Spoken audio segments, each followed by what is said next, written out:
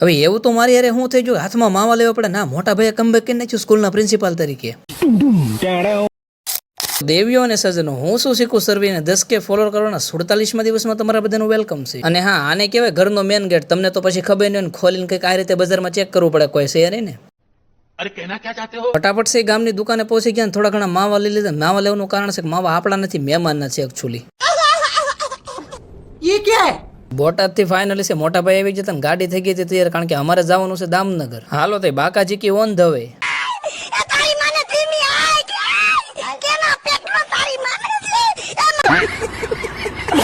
હવે બાકાજી કી તો મેં બોલે, પણ કિસ્મત તો આ લોકોની ખરાબ હતી, ટ્રેક્ટર બાંધીને જવું પડ્યું. ફટાફટ છે દામનગરની વાંકાચૂકી ગલીઓને ક્રોસ કરીને અમે પહોંચી ગયા હતા મોટા ભાઈની સ્કૂલે. અંદર એન્ટ્રી તો મારી દીધી, પણ બંકો ટીપ ટોપ થઈને લેપટોપ ઘૂમડતો હતો. મોટા ભાઈ પાસેથી ઈશુપાની સાવી લઈ લીધી, ઈશુપાને કહી દીધી અને પહોંચી ગયા હતા જન્નત મોબાઈલ દામનગરમાં.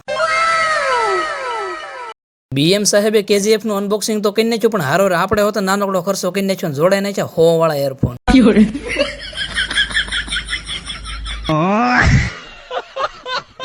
એરફોન નો વહીવટ પતાવીને બહાર આવી જાય, ભાઈ બંધો ભેગા થઈ જતા ને એકબીજાના ફોન ની હળી કરવા મળ્યા હતા.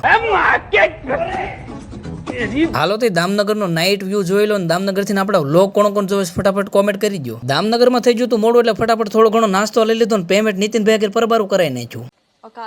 હાલો તે થોડા ઘણા તરબૂચ લઈ લીધા છે, ને આજના વિડીયોમાં એટલું. તે મળશું પાછા બીજા મિની વ્લોગમાં. ત્યાં સુધી ફોલો કરવાનું ભૂલતા નહીં.